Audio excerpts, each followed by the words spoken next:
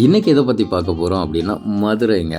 மதுரை அப்படின்னா மீனாட்சி அம்மன் கோயிலும் வைகை ஆறும் தான் சொல்லுவாங்க. அது மட்டும் இல்லை, 1945 என்னது 1945? ஆமாங்க, 1945 நம்மளுக்கு சுதந்திரம் கிடைக்கிறதுக்கு முன்னாடி இந்த வீடியோ எடுக்கப்பட்டது.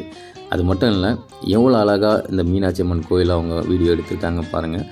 ஸோ 1945 மக்கள் பயன்பாட்டில் இருந்தது தான் மீனாட்சி அம்மன் கோயில். இங்கே பார்த்தீங்க அப்படின்னா எவ்வளோ மக்கள்கள் நடந்து வந்துட்டு போயிட்டுருக்காங்க. அந்த தெரு வீதிகள் எப்படி இருந்திருக்குன்னு பாருங்கள். ஸோ அது மட்டும் இல்லை, அங்கே உள்ள தெப்ப குளங்களும் சரி, அங்கே உள்ள எல்லா இதுவும் வந்து மக்கள் பயன்பாட்டுக்கு பயன்படுத்திகிட்டு இருந்திருக்காங்க. அவங்களோட அன்றாட தேவைகளுக்கு பயன்படுத்திகிட்டு இருந்திருக்காங்க. அது மட்டும் இல்லை, கோயில் பூசாரி ஆகட்டும், அங்கே உள்ள கோயில் ஏனை ஆகட்டும், ஸோ ரொம்ப தத்ரூபமாக அழகாக இந்த வீடியோவில் இருந்தது.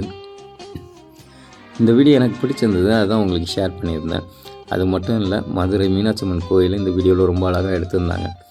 அது மட்டும் இல்லை, இங்கே பார்த்தீங்களா பெண்கள் எல்லாம் கம்மல், அதாவது பாம்புலம்னு சொல்லுவாங்க, அது மாதிரி கம்மல் ரொம்ப லாங்காக தூங்கிட்டு இருக்கு. அதையும் நீங்கள் வாட்ச் பண்ணலாம். அது மட்டும் இல்லை, சேரீயும் தான் கட்டியிருக்காங்க. ஸோ இது மாதிரி தான் சேரீ கட்டிகிட்டு இருந்திருக்காங்க. அது மட்டும் இல்லை, கூடை வியாபாரம் தான் பண்ணிகிட்டு இருந்திருக்காங்க. கூடையில் காய்கறி எடுத்துகிட்டு போய் விற்றுருக்காங்க. ஸோ அங்கே உள்ள சின்ன பிள்ளைங்க பார்த்தீங்க அப்படின்னா ஆடைகளை பார்த்திங்கன்னா உங்களுக்கு அந்த ஒரு வித்தியாசம் தெரியும். ஸோ இப்படி தான் ஆடையை வந்து கட்டிகிட்டு இருந்திருக்காங்க. ஆண் ஆகட்டும் பெண் ஆகட்டும், ஆண்கள் வந்து வேஷ்டி சட்டையை உடுத்திட்டு இருக்காங்க, பெண்கள் மட்டும் ஒரு சேலைகள் கட்டியிருக்காங்க. ஸோ இங்கே பார்த்தீங்க அப்படின்னா இந்த வைகை ஆற்றை வந்து கடந்து போகிறதுக்கு, இந்த வைகை ஆற்றை கடந்து போகிறதுக்கு மட்டும் இந்த பாலம் இருந்திருக்கு. ஸோ தரைப்பாலம் சொல்லுவாங்க, அது வழியாக தான் நடந்து போயிருக்காங்க. இப்போ பார்த்தீங்க அப்படின்னா நிறைய பாலங்கள் இருக்குது. ஸோ பார்க்குறதுக்கே பிரமிப்பாக இருக்குது, மதுரை சுற்றி பார்க்குறதுக்கே இப்போ உள்ள காலத்தில்.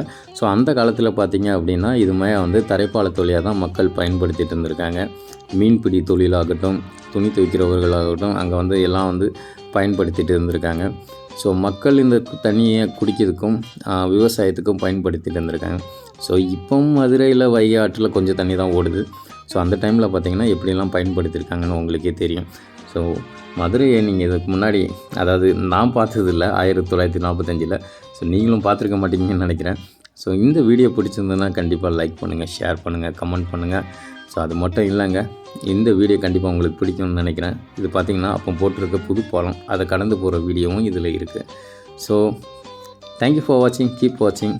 கண்டிப்பாக சப்ஸ்கிரைப் பண்ண மறந்துடாங்க. தேங்க்யூ.